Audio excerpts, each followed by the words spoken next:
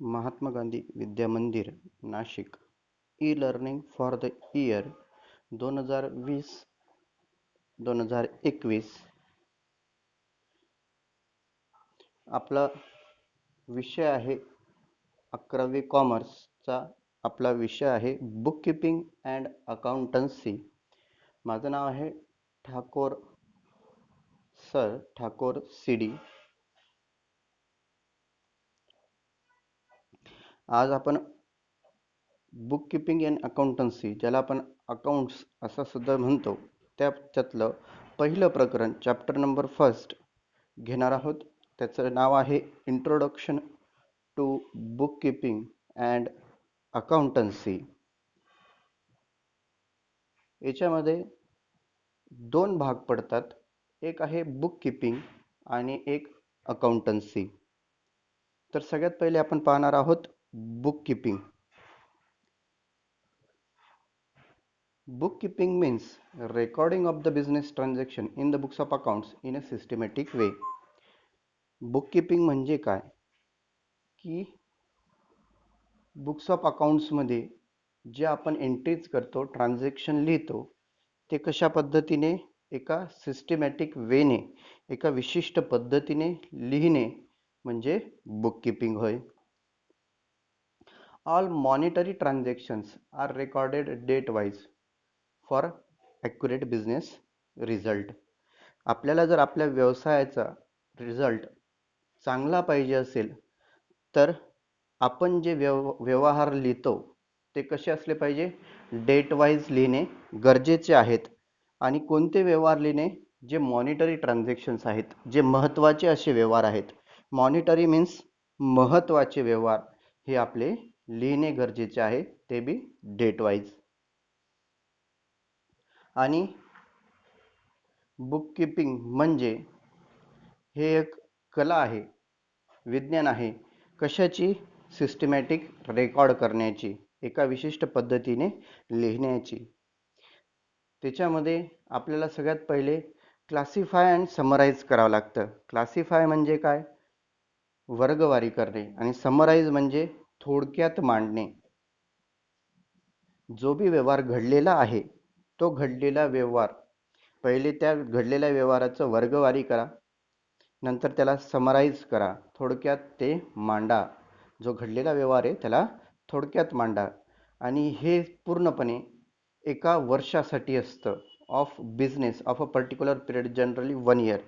आणि हे जे असतात हे आपल्याला पूर्ण वर्षभराचं आपल्याला मेंटेन करावं लागत असतं. Features of bookkeeping. बुककीपिंगचे वैशिष्ट्ये, बुककीपिंगची वैशिष्ट्ये. Features of bookkeeping. It is the method of recording day to day business transactions. रोजचे व्यवहार लिहिणे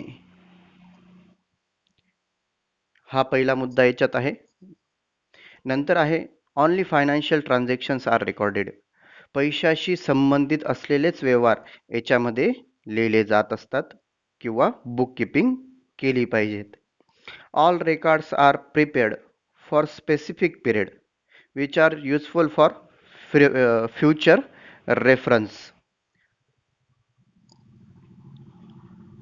हे जे आपण लिहितो हे व्यवहार स्पेसिफिक पिरियड, जसं मी तुम्हाला सांगितलं की एका वर्षभरासाठी हे लिहिले जात असतात, जे आपल्याला भविष्यासाठी उपयोगात येणारे असतात. Records of transactions are based on rules and regulations. जे व्यवहार किंवा जे बुककीपिंग तुम्ही करणार आहात ते बुककीपिंगच्या नियमानुसार, रूल्स अँड रेग्युलेशन अनुसारच तुम्ही लिहिले गेले पाहिजेत. It is an art of recording business transactions.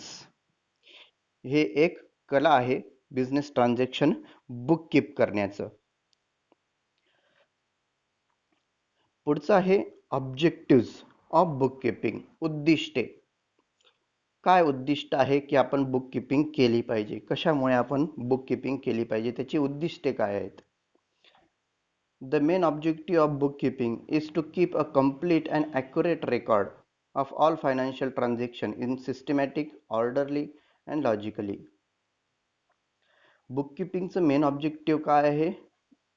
To keep a complete and accurate record. त्याचा पूर्ण जो बी व्यवहार घडलेला आहे त्याचा पूर्ण ॲक्युरेट, पूर्ण आणि बरोबर असा रेकॉर्ड ठेवणे ऑफ ऑल फायनान्शियल ट्रान्झॅक्शन. पैशाशी निगडित असे सर्व व्यवहारांचे आपण पूर्ण आणि बरोबर असा रेकॉर्ड ठेवणं गरजेचं आहे. आणि ते कसे ठेवण्याची गरजेचं आहे? इन सिस्टमॅटिक, एका विशिष्ट पद्धतीने, क्रमवारीने, आणि लोकांना किंवा आपल्याला जो बी पाहिल तो रेकॉर्ड त्याला कळणं हे महत्त्वाचं आहे. म्हणून ते एक लॉजिकल मॅनरने ते मांडणी त्याची करणं गरजेचं आहे. All the business transactions are to be recorded date wise and account wise. जे बी ट्रान्झॅक्शन्स घडणार आहेत बिझनेसचे ते आपण कसे लिहिले गेले पाहिजे? डेट वाईज, तारखेप्रमाणे आपण ते लिहिणे आणि अकाउंट वाईज लिहिणं हे त्याचं एक आणखी उद्दिष्ट आहे. Bookkeeping serves and permanent record of the monetary transactions. जे बी मॉनिटरी ट्रान्झॅक्शन्स, जे बी महत्त्वाचे असे व्यवहार घडतात त्यांचा आपल्याला जेव्हा आपण बुक कीपिंग करतो तेव्हा आपल्याला त्याचा परमनंट रेकॉर्ड आपल्याला मिळत असतो. And it can be produce and evidence whenever and whatever, whenever and wherever required. जेव्हाही आणि कुठेही जर त्याची गरज पडली तर ॲज अ एव्हिडन्स आपण ते सादर करू शकत असतो. To know the profit and loss of the business during the financial year.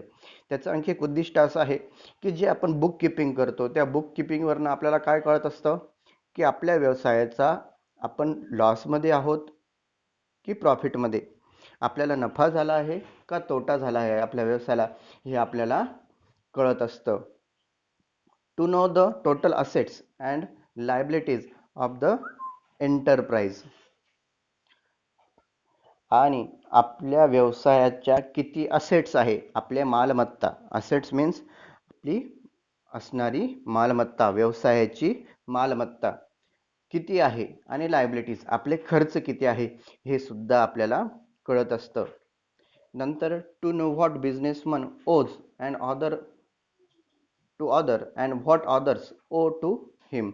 व्यवसायाचा जो बिझनेसमन आहे, बिझनेसमनाला बाकीच्या लोकांपासून काय मिळतं आणि तो बिझनेसमन लोकांसाठी काय करतो हे सुद्धा त्याच्यातनं निदर्शनास येत असतं.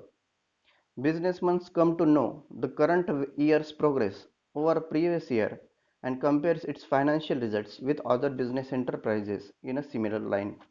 बिझनेसमनला आणखी त्याच्यातनं काय मदत मिळते की आपला मागील वर्षाचा प्रॉफिट काय होता आणि चालू वर्षाची प्रोग्रेस काय आहे, आपला प्रॉफिट काय आहे, आणि आपल्यासारखाच दुसरा व्यवसाय करणारा त्याच्याशी सुद्धा तो कंपॅरिझन करू शकत असतो की त्याची पोझिशन काय होती आणि आपली पोझिशन काय आहे हे त्याला कळत असतं.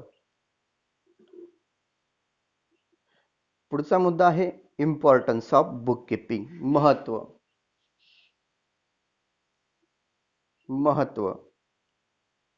Number 1, record. काय महत्व आहे बुक कीपिंगचं? पहिलं आहे रेकॉर्ड ठेवणे. It is not possible for anyone to remember all transactions. प्रत्येकाला सगळेच व्यवहार लक्षात राहतील का? नाही. But bookkeeping maintains records of all transaction permanently and systematically in the books of accounts. पण बुक कीपिंग काय करतं? सगळे जे रेकॉर्ड्स आपण जे लिहून ठेवलेले आहेत ते व्यवहार परमनंटली रेकॉर्ड करतं आणि एका विशिष्ट पद्धतीने सिस्टमॅटिकली रेकॉर्ड करून ठेवलेलं असतं. Financial information. पुढचा मुद्दा आहे त्याच्यात financial information. Bookkeeping is useful to get information related to profit. Financial information मधनं आपल्याला काय काय माहिती मिळते? जर व्यवस्थितरित्या बुक कीपिंग केली असेल तर आपल्याला कोणती कोणती माहिती त्याच्यातनं मिळत असते? त्याच्यातनं नंबर 1 आहे प्रॉफिट. आपल्याला किती प्रॉफिट झाला हे आपल्याला कळतं. जर लॉस झाला असेल तर लॉस कळतो. असेट्स मीन्स मालमत्ता आपली ती किती आहे ते कळतं. लायबिलिटीज किती आपले खर्च आहे ते कळतं. इन्व्हेस्टमेंट्स, आपल्या व्यवसायाने किती इन्व्हेस्टमेंट्स केल्या आहे किंवा आपण किती इन्व्हेस्टमेंट्स केल्या आहेत ते सुद्धा आपल्याला कळतं. स्टॉक, आपला माल किती आहे, किती स्टॉक आपल्याकडे शिल्लक आहे, किती माल आपल्याकडे शिल्लक आहे ते सुद्धा कळतं. आणि ते केव्हा कळतं? कोणत्याही क्षणी. जर आपण लिहून ठेवलं असेल तर कोणत्याही क्षणी आपण त्याचं माहिती घेऊ शकत असतो. Decision making. Bookkeeping provides financial information to the businessman for decision making. Bookkeeping काय करतं? ज्याचा व्यवसाय आहे त्याला जर काही डिसिजन घ्यायचे असतील तर त्या डिसिजन घेण्यासाठी हे बुक किपिंग मदत करत असतं. पुढचा मुद्दा आहे controlling. Bookkeeping enables the executives of the business to control the activities of the business. जर काही आपल्याला, जर आपला व्यवसाय जर नुकसानमध्ये जात असेल, नुकसान होत असेल, लॉस जर होत असेल, तर मग कोणते खर्च चुकीचे आहेत आणि जे खर्च टाळण्यासाठी काय केलं पाहिजे, तो कंट्रोलिंगसाठी बिझनेसमनला ते मदत करत असतं किंवा ते एक्झिक्युटिव्ह जे बी ज्याच्याकडे बी तो कंट्रोलिंगची पॉवर आहे त्यांना ते मदत करत असतं. पुढचा मुद्दा आहे evidence. Businessman needs financial evidence to produce in the court of law in case of any disputes. जर भागीदारांमध्ये, जर आपण भागीदारी संस्था जर आहे तर भागीदारी संस्थेत काय होतं, दोन व्यक्ती किंवा दोनापेक्षा अधिक व्यक्ती हे भागीदार असतात. तर त्या दोन व्यक्तींमध्ये जर काही डिस्प्यूट्स घडले, काही भानगडी झाल्या, काही प्रकारचे वाद उठले, तर त्या टायमाला ॲज अ एव्हिडन्स म्हणून कोर्टात सादर करण्यासाठी ते महत्त्वाचं ठरतं. पुढचं आहे tax liability. Bookkeeping useful to find out the tax liability. Tax liability काय फाइंड आउट करतं? टॅक्स लायबिलिटी, तुम्हाला सरकारला देणारे कोणते कोणते टॅक्सेस आहेत किंवा कोणत्या प्रकारचे टॅक्सेस तुम्हाला पेड करायचे आहेत, द्यायचे आहेत, भरायचे आहेत, हे तुम्हाला कळत असतं. जसं इन्कम टॅक्स आणि जीएसटी.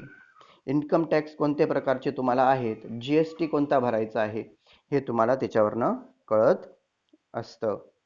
आता पुढचा मुद्दा आहे युटिलिटी ऑफ बुककीपिंग. युटिलिटी म्हणजे उपयोग.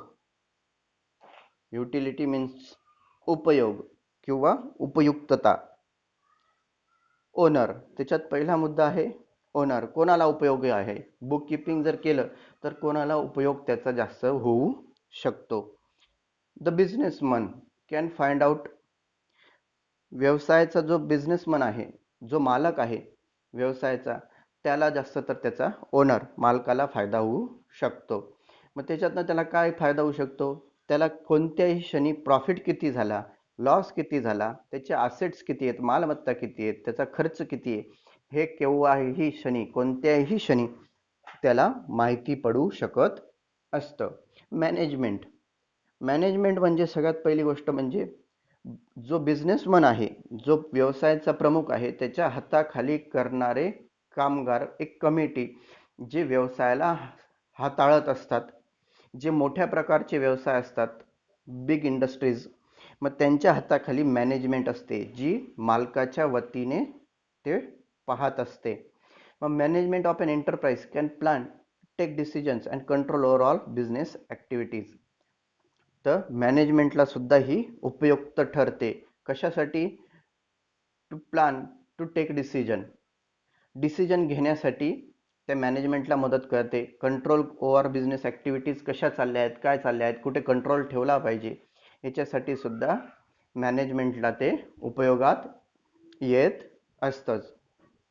पुढचा मुद्दा आहे त्याच्यातच इन्व्हेस्टर. इन्व्हेस्टर, गुंतवणूकदार. इन्व्हेस्टर म्हणजे काय? गुंतवणूकदार, जे आपल्या व्यवसायात पैसा गुंतवतात ते. Investor can take proper decision whether to invest or not. जर याच्यात सगळ्यात चांगलं उदाहरण आपण घेऊ शकतो ते म्हणजे रिलायन्स इंडस्ट्रीज, की आपण लोक त्या इंडस्ट्रीजचे लोक शेअर्स घेतात. किंवा आणखी एक सिम्पलचं उदाहरण मी देईल की आता जास्त तर लोक रिलायन्सचं सिम कार्ड वापरतात, ज्याला आपण जिओ म्हणतो. ते जिओ कार्ड आपण घ्यावं का नाही, का घ्यावं का नाही घ्यावं, हे घेण्यासाठी आपल्याला, आपण कोण झालो मग, इन्व्हेस्टर, कारण की आपण त्याचं सिम कार्ड खरेदी करत आहोत, त्याच्यात इन्व्हेस्ट करत आहोत. तर हे खरेदी केलं पाहिजे का नाही केलं पाहिजे, हे सुद्धा आपल्याला त्या माहितीवरनं, बुक किपिंगवरनं माहिती पडत असतं. पुढचं आहे कस्टमर, ग्राहक. कस्टमर्स मीन्स ग्राहक. जो ग्राहक आहे त्याला सुद्धा त्याच्यातनं उपयुक्तता आहे, उपयोग आहे. Customer can easily understand financial position of the business. He can be assured about supply of goods.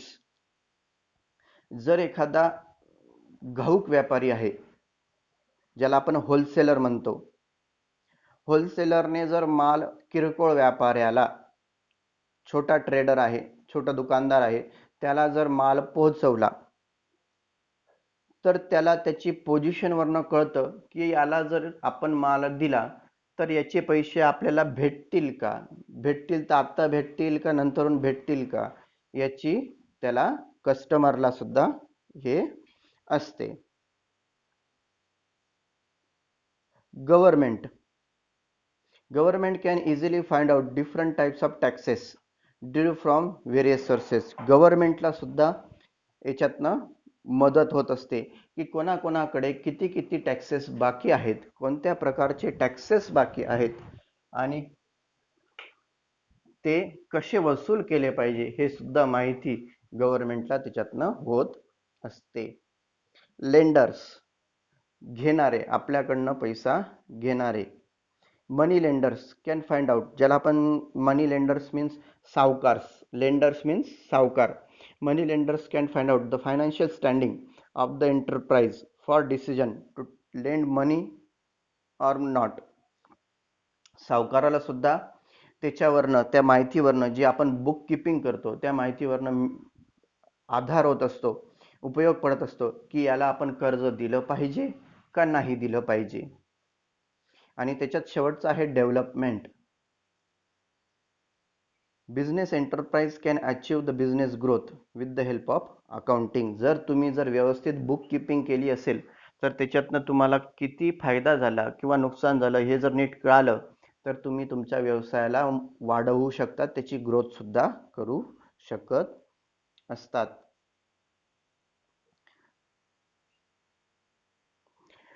हे होतं बुक किपिंग म्हणजे काय. आता आपण पाहणार आहोत अकाउंटन्सी. अकाउंटन्सी म्हणजे काय, त्याचं सगळ्यात पहिले आपण पाहणार आहोत meaning. Bookkeeping is part of accounting. Bookkeeping हे अकाउंटन्सीचाच एक भाग आहे. It is the primary stage in accounting. It is the process of recording transaction in the books of accounts. अकाउंट्समध्ये लिहून घेण्याची जी प्रोसेस असते त्याच्यातला सगळ्यात पहिला मुद्दा जो असतो, सगळ्यात मेन जी गोष्ट असते ती असते बुक किपिंग. जो व्यवहार घडलेला आहे त्या व्यवहाराला पहिले लिहून घेणं आणि मग त्याच्या बुक्स, जे बी वेगवेगळ्या प्रकारचे बुक्स ऑफ अकाउंट्स असतील त्याच्यामध्ये त्याची एंट्री करणं. Accountancy is the practice of recording, classifying and reporting of the business transaction of a business. Accountancy हे काय, रेकॉर्डिंग करणं, रेकॉर्ड करणं, लिहून घेणं. क्लासिफाय, ज्याला आपण आता बुक किपिंग मध्ये पाहिलं, वर्गवारी करणं आणि मग त्याचं एक रिपोर्ट पद्धतीने नीट मांडून घेणं.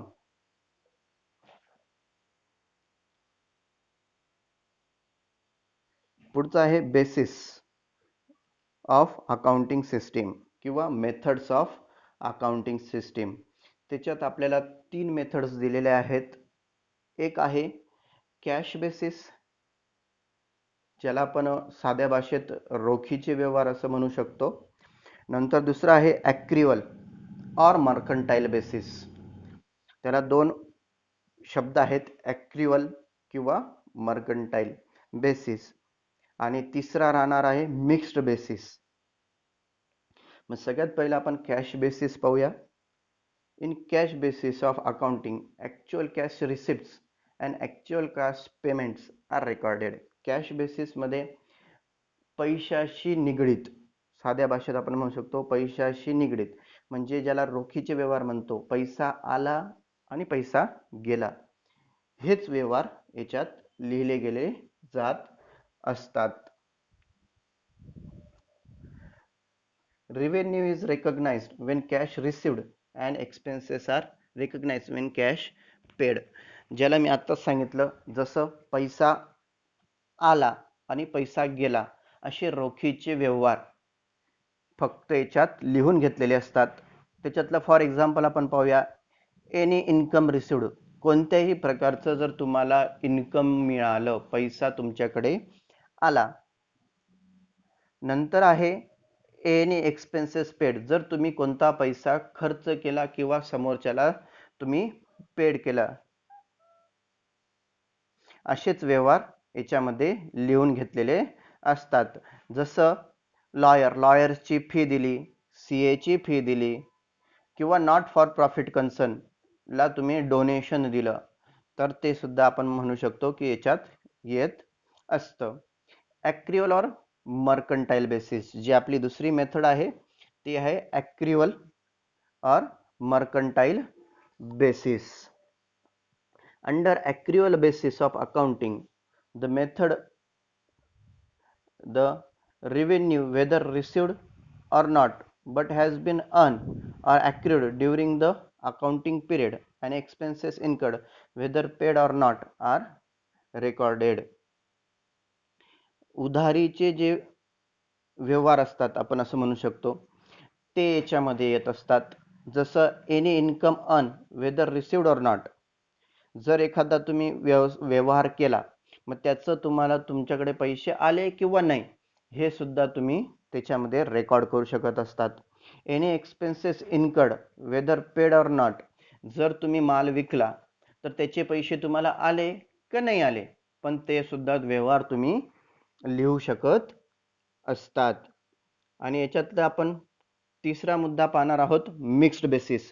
मिक्स्ड बेसिस म्हणजे दोघींचं जे कॅश बेसिस आहे आणि जे ॲक्रिवल बेसिस आहे, दोघींचं मिश्रण म्हणजे मिक्स्ड बेसिस होय. दोघी,